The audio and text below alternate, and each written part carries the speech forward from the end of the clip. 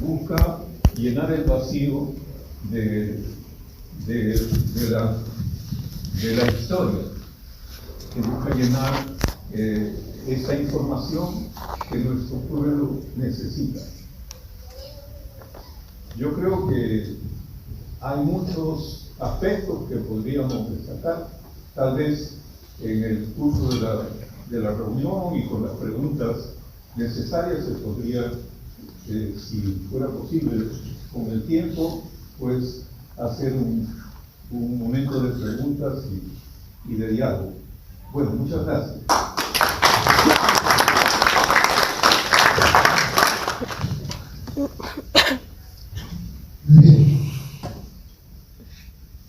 Bien.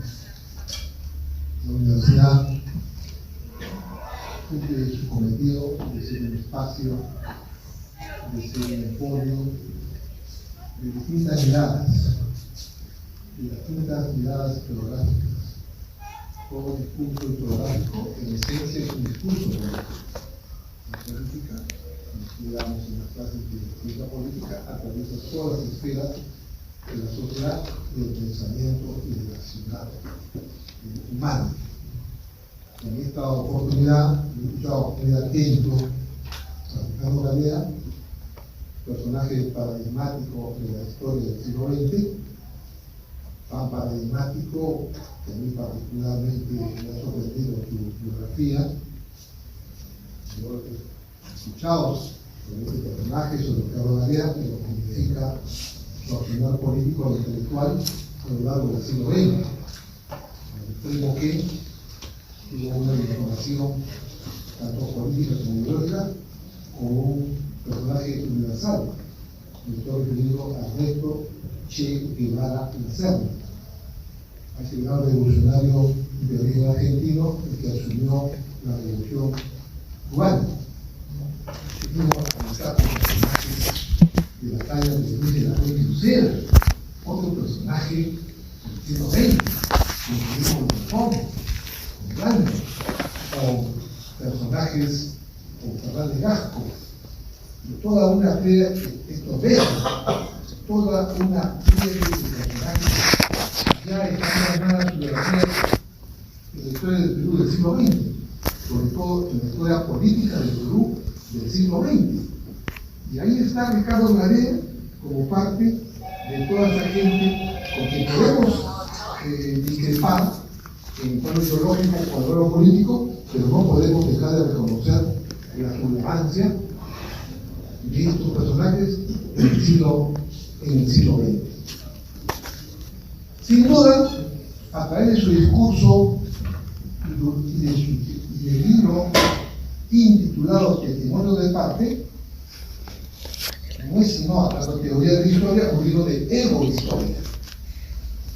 Los libros de ego-historia son importantísimos, sobre todo venidos de personajes que han sido protagonistas, que han sido actores, que no solamente han sido observadores, sino actores, y su testimonio como fuente histórica es fundamental para entender el Perú del siglo XX, el Perú pre-Velasco, el Perú de las haciendas, el Perú de la sociedad, como caracterizaba José Carlos Mariátegui, el Perú feudal o semi-feudal, el Perú semi-feudal, porque era el Perú de los hacendados, el Perú de antes de 1968, de la reforma 69, de la reforma agraria de Velasco. Y entonces entendemos que en los años 60, una década singular, una década en la que aparece mucha influencia en los jóvenes de antaño, en los jóvenes de Ricardo Garea, Héctor Béjar, Guillermo Lobatón, etc., influenciados por la gran revolución cubana de 1959, que tuvo mucha repercusión no solamente en el Perú, sino en toda Latinoamérica. Paradigmáticos como Fidel Castro y el mismo Che Guevara, Camilo Cienfuegos, etcétera, etcétera. Tuvo una fuerte influencia al extremo que también aparecen personajes como Hugo Blanco y se da en un contexto en la que los integrantes del MIR planteaban que en el Perú estaban dadas las condiciones objetivas y subjetivas, que visto el escenario se presentaba para la insurgencia revolucionaria. Esa era su mirada. La insurgencia revolucionaria, porque era el Perú pre-Velasco de los hacendados, que era la continuidad del Perú del siglo XVI, donde la dignidad del ser humano de los cientos y miles de campesinos vivían en condiciones infrahumanas. Uno puede discrepar de la revolución o del gobierno de Velasco, pero lo que uno no puede dejar de reconocer es que Velasco le devolvió la dignidad a millones de campesinos, les devolvió la dignidad, recogiendo justamente por el intento revolucionario del movimiento de izquierda revolucionaria o del Ejército de Liberación Nacional. ¿Quién no ha mirado en nuestra época universitaria, compañeras y compañeros, a Javier Heró? Lo leíamos, hemos leído su biografía, hemos leído su poesía, y Javier Heró fue lugarteniente de Ricardo Garea. Qué privilegio que tenemos en nuestra universidad de tener un personaje de la catadura moral, académica, intelectual y del protagonismo en el Perú del siglo XX. Sin duda, para entender los años 60, convulsionados años 60, es importante este testimonio que desde mi punto de vista es mucho más completo que el de Héctor Oveja en la vida del 65, o el de Alain Elías, que fue otro lugarteniente, combatiente junto con Ricardo Garea, que también escribió un libro referido a todo este proceso. Pero este es el más importante porque no solamente se centra en la guerrilla del 65 propiamente dicho, sino habla de todos los antecedentes que conllevaron. Bajo ese escenario es que yo saludo, es un libro que hay que leer, lo voy a terminar de leer, y que espero que muchos de los que están aquí presentes lo puedan adquirir para entender el Perú, como decía José María Arguedas, el Perú viviente de estos días, de los años 60 hasta la actualidad. Muchas gracias.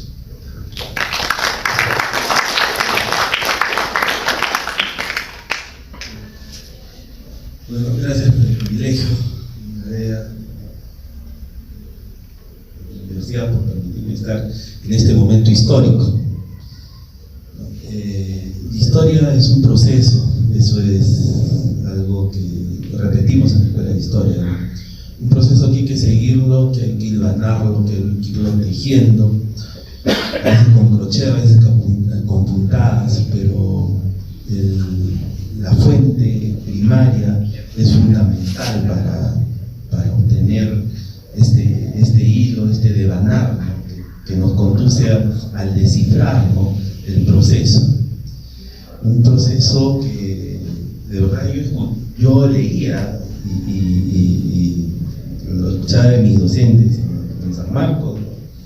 De Silencio López, de Max Hernández, Lynch, Patricio Lynch, Nicolás Lynch, digo, y otros tantos que polulaban en San Marcos en la década del 90, que estaban construyendo las estructuras que iban a definir la ruptura del régimen de Fujimori, ¿no?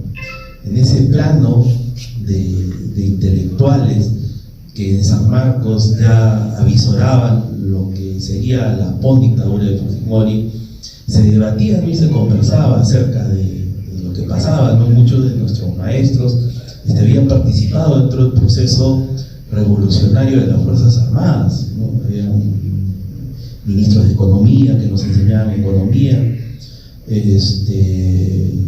Tantaleán, por ejemplo, era uno de ellos, ¿no? Y uno cuando leía y debatía con los docentes los procesos, siempre habían vacíos, ¿no? Y los vacíos eran, caramba, ¿no? Sí, veníamos de una estructura feudal, lo que predicaba nuestro querido Sinesio López, ¿no? Y que trataba de construir este hilo de democracia que todavía se tenía que resaltar, ¿no? Entonces, si se conversaba, ¿no? Y se debatía, y había partes en que uno le faltaban contenidos, ¿no? Porque no se había escrito, no había la fuente, ¿no?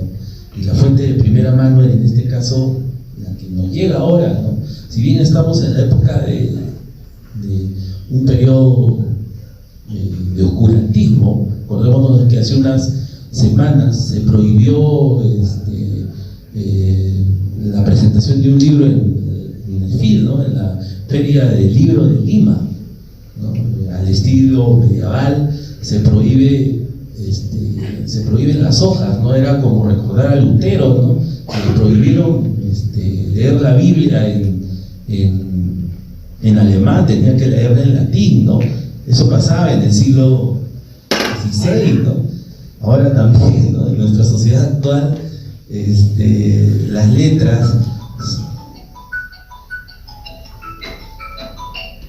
letras son prohibidas, ¿no? Las letras son escarnio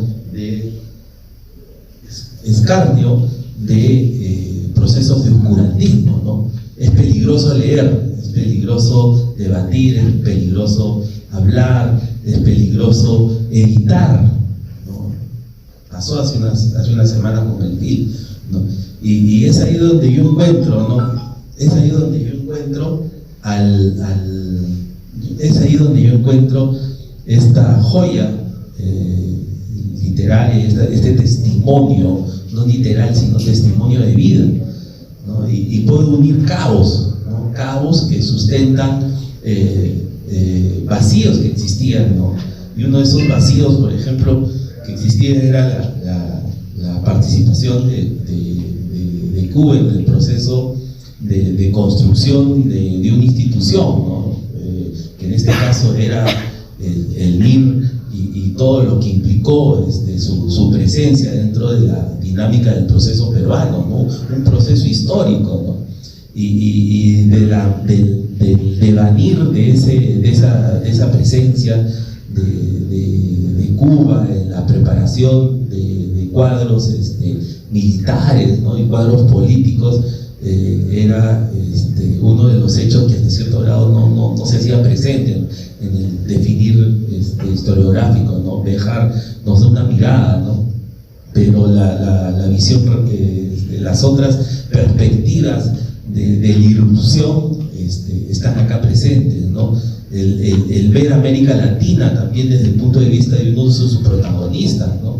El ver a través de esta lectura cómo se manifiesta, ¿no? la irrupción de Estados Unidos en Centroamérica, ¿no? Yo soy docente del curso de Historia de América Contemporánea, ¿no? Y soy docente del curso de Historia del Perú Contemporáneo, ¿no? Y cómo no tomar a la fuente de primera mano y leerla, ¿no? Si es que se menciona el caso de invasión de Valle de Cochinos, la contrarrevolución propiciada por los Estados Unidos en la propia Cuba, posterior a Valle de Cochinos, o los sucesos que pasaron en Guatemala, ¿no? Donde se hace presente una reforma agraria, ¿no? ¿Cómo no verlo a través de un protagonista o de un elemento que fue testigo de parte, ¿no? de los procesos que agobiaron Centroamérica?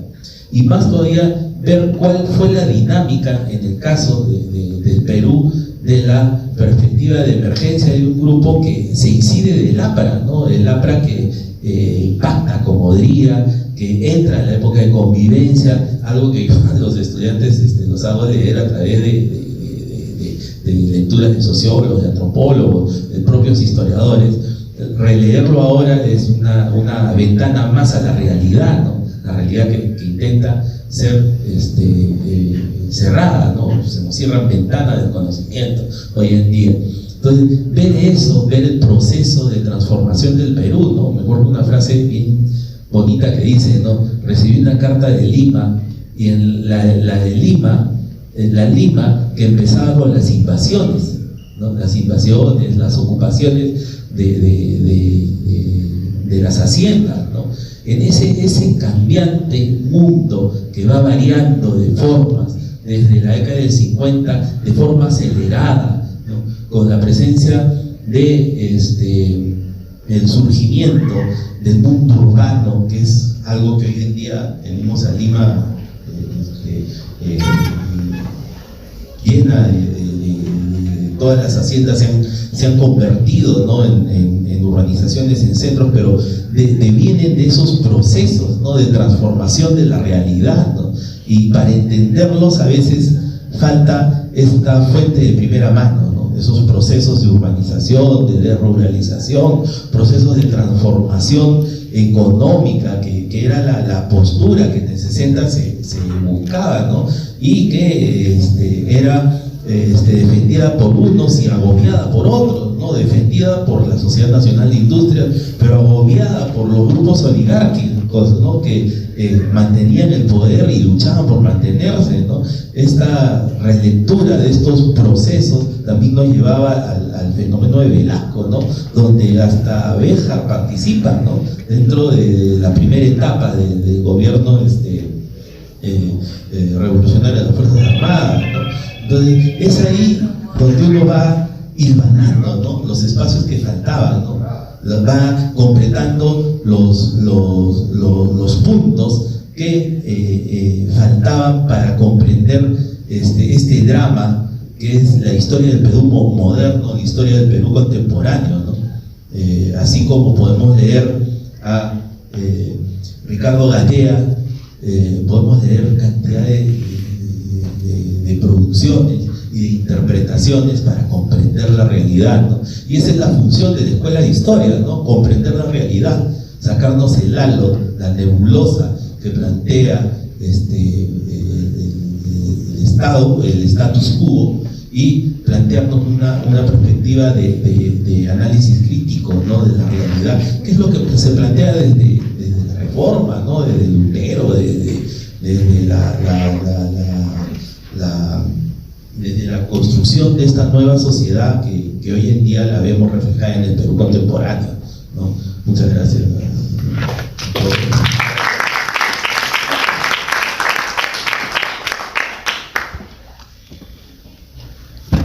Bien, yo quisiera solamente plantearle una interrogante, entonces el profesor Gómez también, y luego el público presente.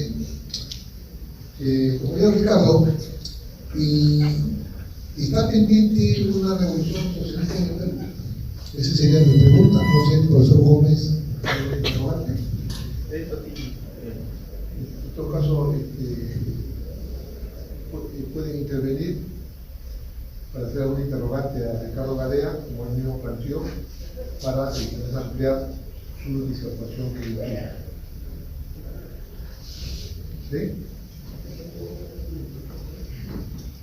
Escuchamos. Muy buenos días, señor decano, señor Ricardo Garea, señor historiador y abogado de Sotero Calderón. Buenos días, compañeros. Mi pregunta al señor Ricardo es de por qué la juventud de ahora ya no nacen esos cuadros revolucionarios, ya no hay, se nos está silenciando, o es que ya la juventud no le interesa.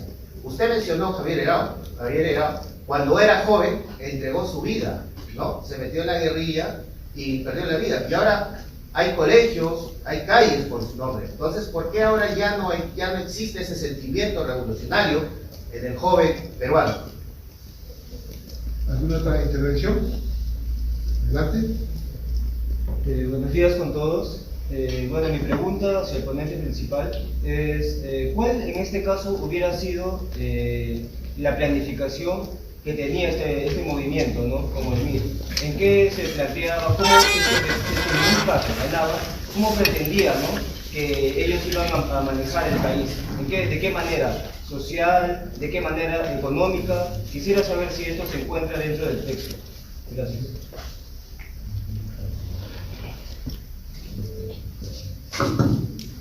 Bien. Primero vamos a referirnos a la interrogante que planteó el compañero sobre la juventud. esto para mí es una cosa anecdótica también, porque en los años 60, pues yo tenía 20 años y era un joven como cualquier otro. Y me tocó conocer centenares de jóvenes que dieron su adhesión y su compromiso a luchar por un cambio revolucionario en el Perú. Muchos de esos jóvenes murieron. En el MIR, siquiera 100 cuadros, dirigentes, militantes con cierta preparación, murieron. En el Ejército de Liberación Nacional también, siquiera unos 50 compañeros dieron su vida. Algunos de ellos muy conocidos, otros que la historia no ha recogido.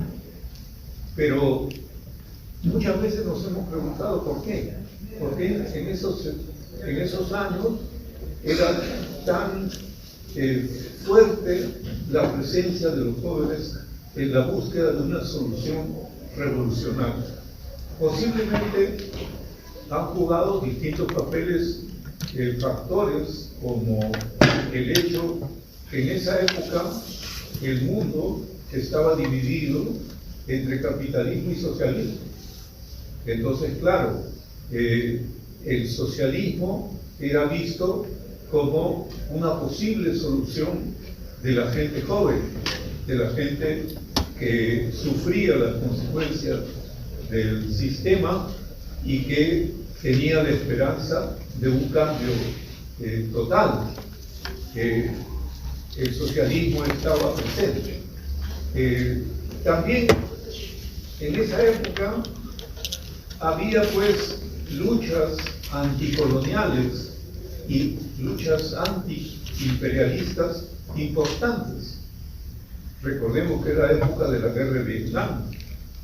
Recordemos que el África se liberaba, las antiguas colonias africanas se liberaban de la colonización europea, ¿no? Había pues una coincidencia de diversas luchas que conmovían la opinión pública y que los jóvenes sentían cerca. Y en nuestro país no podemos dejar de reconocer que en los años 60 todavía las haciendas se vendían con indios y todo. El 70% de la población peruana en esa época era campesina. Y de esos campesinos, la inmensa mayoría vivía bajo el umbral de la extrema pobreza. En el campo no había relaciones capitalistas de producción, no había empleo legal, no había seguridad social, no había, por supuesto, sindicatos, no había salario, ¿no? En el campo todavía predominaban formas precapitalistas de contrato, aparcería, llanaconaje, etc., ¿no? Entonces, realmente el Perú era un país de los más atrasados y había en el mundo luchas que eran captadas por los jóvenes de entonces. Una de esas luchas importantísimas, como se ha mencionado aquí, la Revolución Cubana. La Revolución Cubana era vista por los jóvenes de entonces, todos nosotros la veíamos como la demostración de que una revolución era posible. En Cuba se había levantado una guerrilla en la Sierra Maestra que había derrotado a una dictadura militar y la había derrotado sin tener un ejército. Había improvisado una guerra de guerrillas, había aprendido a hacerla en la práctica y había podido derrotar a la dictadura de Batista en 2 años. Entonces era la demostración de que la revolución era posible desde el pueblo. Y con la conjunción de todos estos factores, posiblemente muchos jóvenes captaban la posibilidad de una revolución. En todo caso, es un debate abierto, es un debate que tiene que ver con la conciencia, con la estructura, con la superestructura de la sociedad también. Hay que preguntarnos qué poetas, qué novelistas, qué escritores, qué investigadores existían entonces en el Perú, ¿no? Que podían contribuir a esta conciencia de los sectores juveniles. Lo que es verdad es que hoy día esa situación ya no existe. Lo digo como todos lo conocemos, ¿no? En las universidades, desgraciadamente, pues ha predominado una tendencia, la mayor parte de los casos, ¿no? A cierta elitización de la universidad. Y por supuesto, con los gobiernos que tenemos, a un control, ¿no?, mayor de la vida universitaria y de la conciencia de los jóvenes. Y entonces ya San Marcos no es lo que fue a lo largo de la historia. Ya las universidades no tienen un estudiantado joven, consciente, sintonizado con lo que pasa en el mundo. Eso también tiene que ver con nuestro propio trabajo, ¿no? Con el trabajo de la izquierda. De todas maneras, yo agrego esto como testimonio, pero el debate está abierto. Con respecto a la pregunta si está pendiente una revolución socialista en el Perú, yo creo que está pendiente una revolución socialista en el Perú y en el mundo, por supuesto. Yo soy de quienes piensan, como José Carlos Pariati, que el capitalismo pues es un sistema caduco que no sirve, que no funciona, y que los trabajadores, los explotados, los oprimidos tienen necesariamente que liberarse a través de un sistema nuevo que sea más justo, más de acuerdo a los intereses y derechos de las mayorías, y que resuelva los problemas del desarrollo del país en todos sus aspectos. Ahora bien, que nosotros digamos que esta revolución está pendiente no significa que el socialismo esté a la vuelta de la esquina. No es nada fácil, ni se puede imponer simplemente el socialismo por la voluntad. Nosotros somos conscientes de que hoy día, a nivel mundial, ya se puede decir con claridad que el imperialismo norteamericano, que ha sido durante muchos años la gran fuerza que ha controlado el mundo, ya ha entrado en declive. Ya hoy día somos todos conscientes de que Estados Unidos pues ya cae reiteradamente en gravísimos errores, en políticas abusivas, en apoyo a posiciones reaccionarias, antipopulares, y que agravan las condiciones de vida de los pueblos. Y entonces, claro, ya es posible pensar que en un cierto tiempo no muy largo va a haber pues de hecho estamos entrando a un mundo multipolar donde ya no es Estados Unidos simplemente, hay otras fuerzas, otros países, otras potencias. Para comenzar, China, los BRICS, ¿no?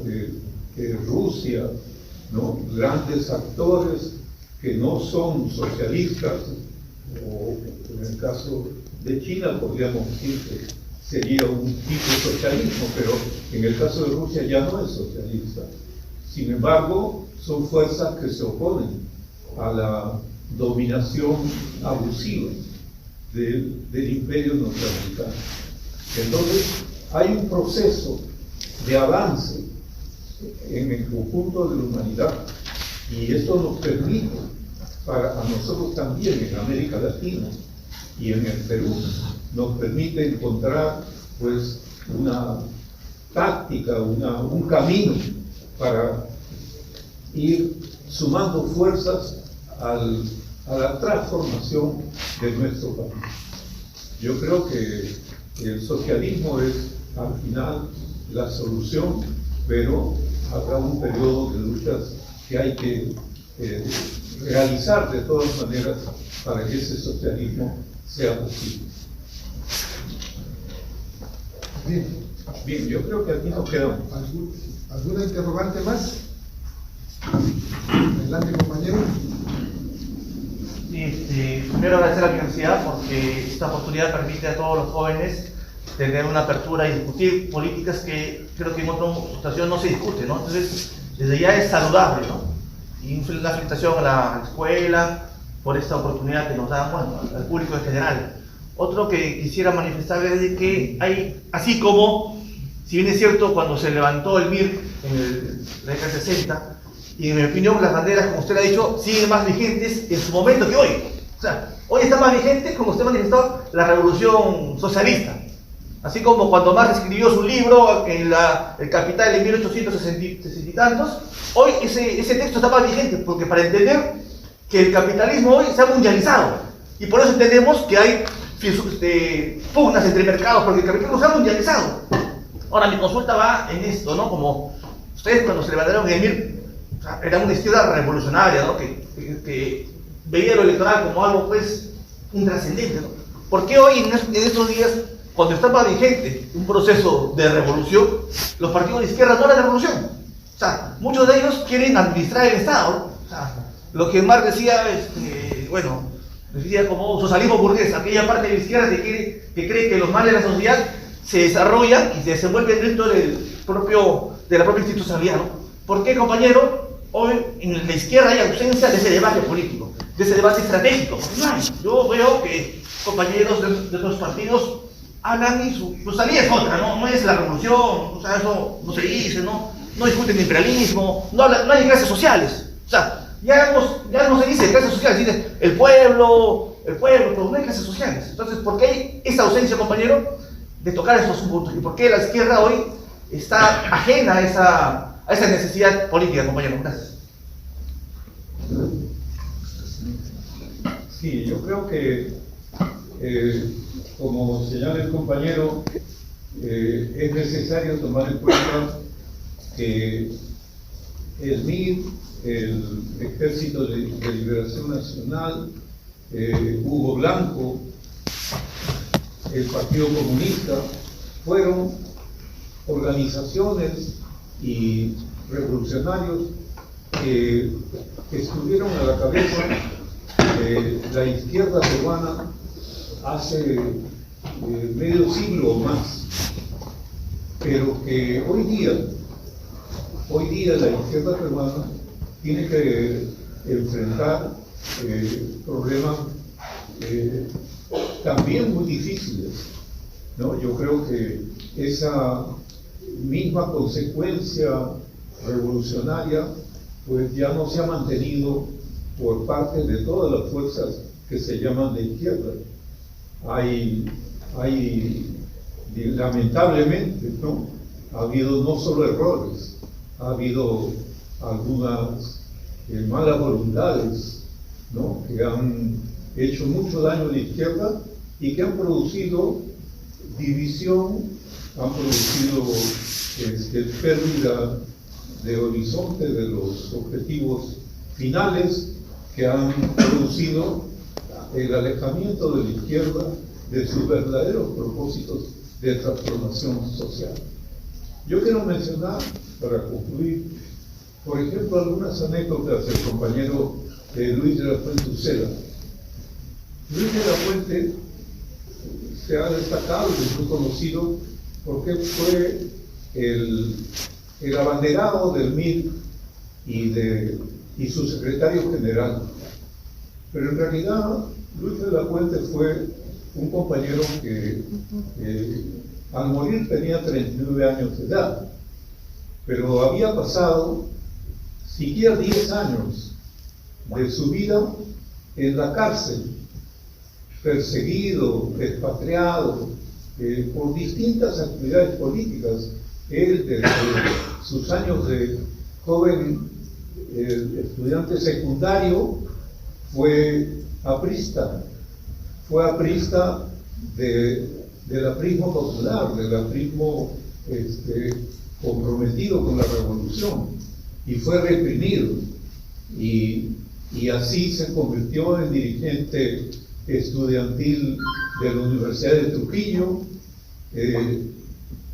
pero sin embargo, Luis de la Puente era hijo de una familia sumamente adinerada, ¿no? Él era hijo de los propietarios de la hacienda, creo que se llama Fulcán, una enorme hacienda de la familia de Luis de la Puente en La Libertad, que luego se ha convertido en provincia. O sea, una hacienda se ha convertido en provincia. Y Luis de la Puente, hijo de esa familia tan adinerada, no escoge defender los intereses de esa oligarquía, digamos, todopoderosa económicamente, sino que se convierte en un revolucionario consecuente de la izquierda peruana. Y de la izquierda peruana más comprometida y más arriesgada, porque él predica la necesidad de organizar la toma del poder, y él es el primero que asume esa posición. Nos da el ejemplo.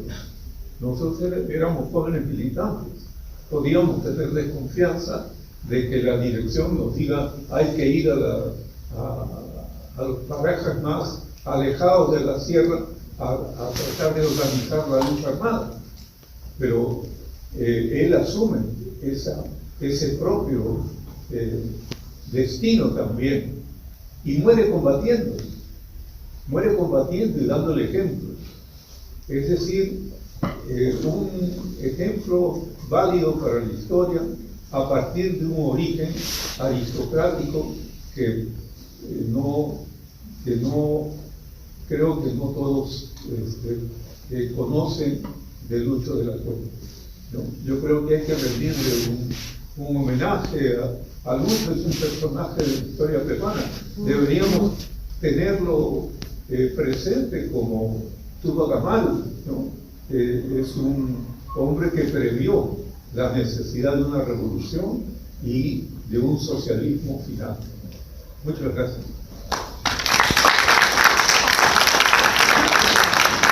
¿Alguna otra participación? Compañeras, compañeros, la tribuna está abierta. No estamos en un convento, no estamos en una comisaría, estamos en una universidad. Y en la universidad el debate es una constante. Adelante, compañero. Buenas tardes. Ponente, le quisiera preguntar acerca de los mártires. ¿Cuáles deberían ser más reconocidos? ¿O todos deberían ser reconocidos por esta causa del MRI? Unir.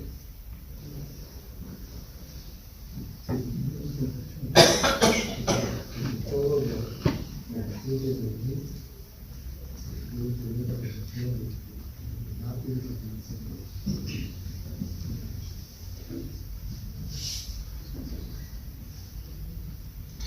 Yo creo, compañeros, que todos los hombres y mujeres en nuestro país que entregan su vida por la defensa del pueblo, por la defensa de los más humildes, porque las familias de los muertos por la represión tengan justicia, porque los campesinos tengan tierra, porque las familias peruanas tengan derecho a una sanidad y a una educación correctas, adecuadas. Todos aquellos que entregan su vida en esos esfuerzos deberían ser reconocidos como héroes y mártires del pueblo. porque el pueblo necesita tener esos ejemplos. No es posible que los ejemplos que el pueblo conoce en la escuela sean pues Alberto Fujimori y su golpe del año 90. No puede ser, ¿no? Hay que enriquecerse con los intereses, defendiendo los intereses de nuestro propio pueblo, ¿no? Esa es la verdad. Y si entre ellos están, por supuesto, los compañeros de la izquierda revolucionaria, también deben ser héroes y mártires del pueblo. Gracias.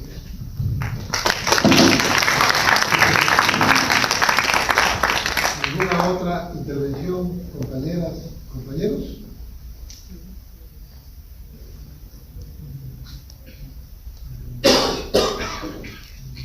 Juan Gómez.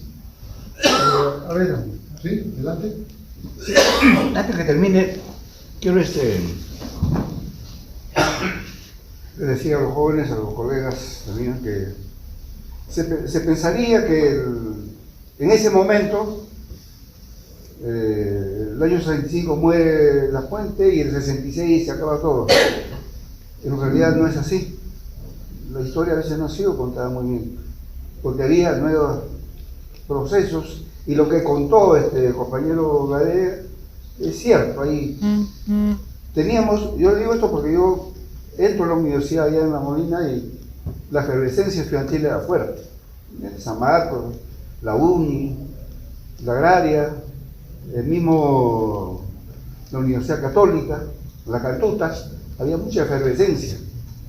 Y los dirigentes, llamado dirigente después en ese momento en la Agraria, en La Molina, y se hablaba del reinicio de la lucha armada.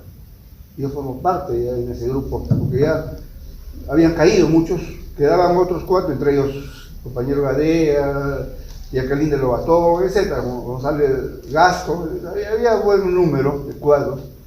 Y también había cuadros apristas que no habían entrado al proceso revolucionario del MIR, pero querían seguir combatiendo. Ese grupo aprista que se había formado con De La Puente, ¿no? Y se forma todo un equipo que en ese momento se llamó la OTE, Organismo de Trabajos Especiales. Fue un grupo de jóvenes y también profesores. Y me acuerdo, y antes conversamos con Ricardo, por ejemplo, que fue el profesor Máximo Gálvez Román, que era el profesor de la UNI, que cayó preso. Era parte de ese grupo de la OTE.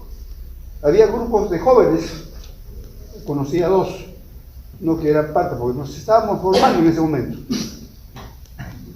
Hubo, bueno, cayeron presos.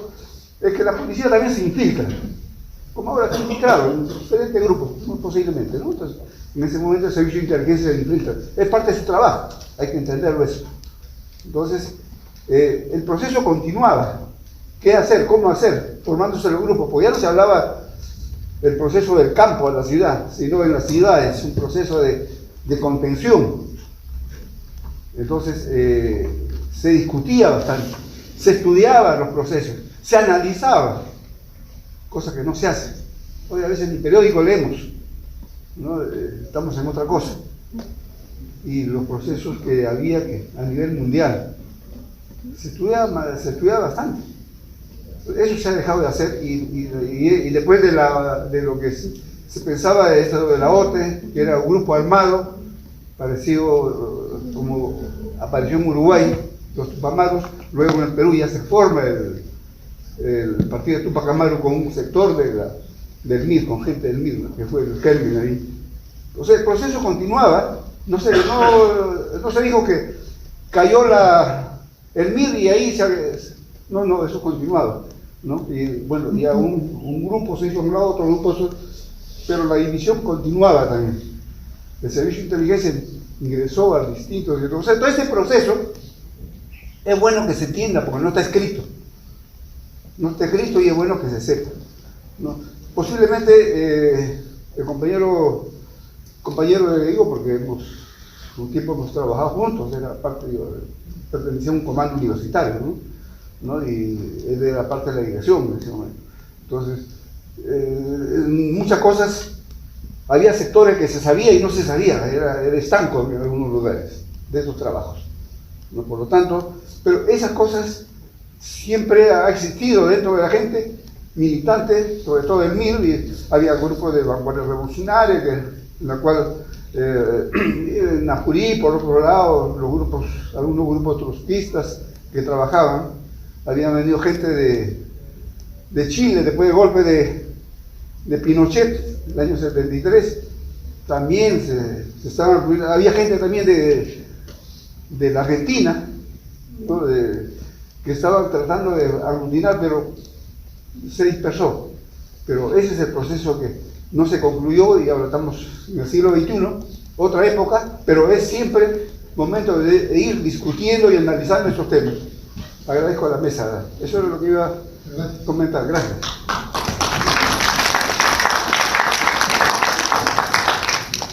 Muy bien. Ya no hay otra intervención. Quiero agradecer a Ricardo Gadea su presencia, su disertación y sus lecciones y su protagonismo en el proceso insurreccional del siglo XX. En el siglo XX, o para acceder al poder político, hay tres vías. La vía democrática, la que ahora se va a dar dentro de poco, la vía del golpe de Estado, la que es un lugar común a través de todo el siglo XIX y el siglo XX, y la vía de la violencia política. Luego de escuchar a Ricardo Gadea, llego a la conclusión de que el siglo XX ha habido tres intentos de la vía de la violencia política. En los años 20, con el APRA insurreccional, el APRA marxista-leninista, el APRA a quien denominaban Partido Internacional, Partido Terrorista, el APRA del Búfalo de la insurrección de 1932, es decir, el APRA de las Catacundas, en su intento de la violencia política para capturar el poder político.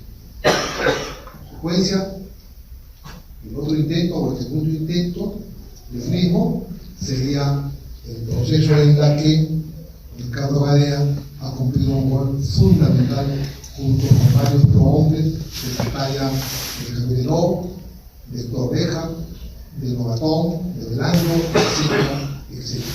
En los años 60, en los años 60, sobre todo en los años 65, dejo explicada en la que yo venía a este mundo, en la calle Varela, 505 de la ciudad de Italia.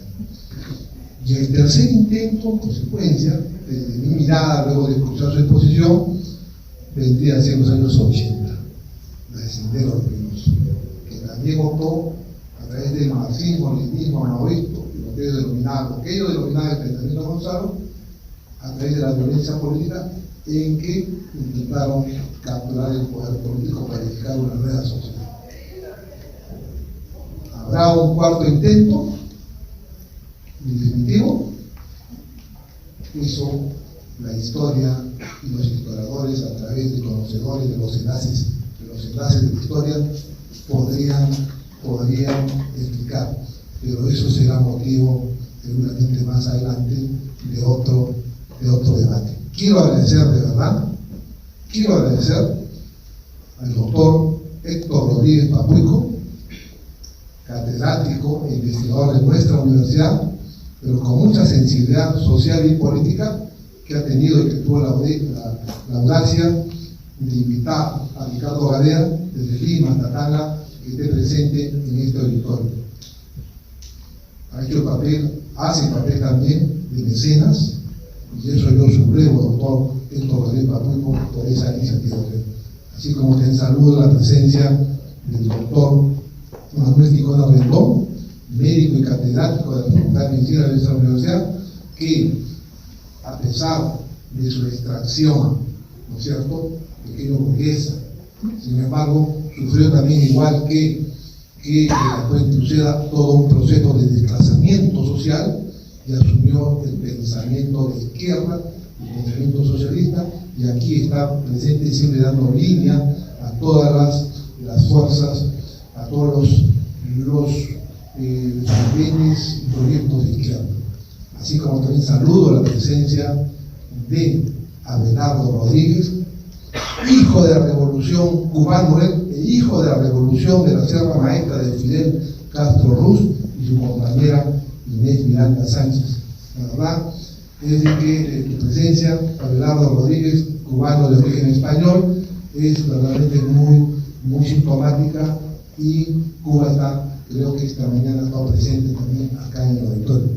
Así como también agradezco la presencia del ingeniero Rodríguez, hijo de Héctor Rodríguez Papuico, tameño, formado en la UNI, Rosa Celia, así como también al director del Departamento Académico, Carlos Pena Velardo, a Juan Gómez, cuando no, orador tameño, formado en la Universidad de San Marcos, y sobre todo a todos ustedes, jóvenes, y como no, lo veo desde lejos al joven historiador, catedrático de nuestra universidad, Pedro Peralta Hassani, y también al historiador que veo su perfil, Luis Segarra Ponce, y a todos ustedes. Agradezco realmente la presencia, como a la historiadora San Agustina Maracina Pedro, formada en Arequipa, Nelly Villacaqui Julca. Muy bien, bajo estas palabras doy por terminado este evento académico, este encuentro académico que la universidad, siempre a la vanguardia, ofrece a la juventud estudiosa de la misma. La universidad, en el último informe de la SUNEDO, se confirma a la Universidad Nacional como una de las más importantes del sur del Perú y del país. Por eso, muchas gracias, Ricardo. Quizás a las últimas palabras de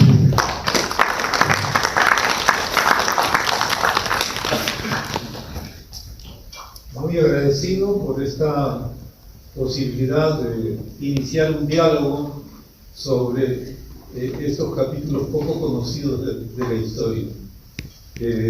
Espero que en un próximo momento podamos continuar la conversación. Lo que yo me llevo de la Universidad de Tacna es que hay todavía está presente un espíritu juvenil y de investigación responsable sobre los hechos de la historia y sobre lo que nos ha enseñado la lucha de unos peruanos que hace varias décadas por la liberación de todo nuestro pueblo. Muchas gracias.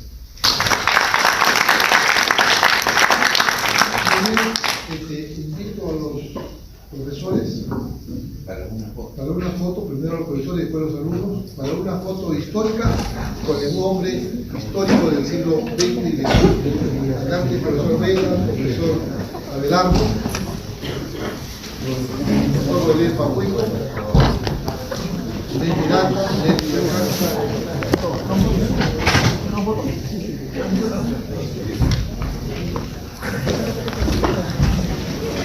Sonríe, Melody, Melody.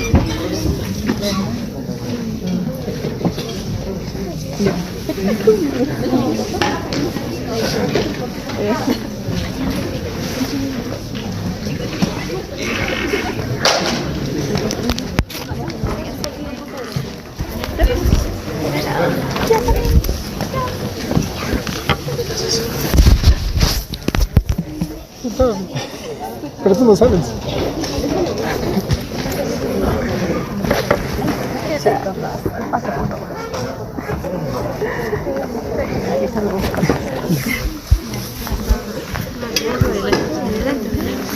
Adelante, oído.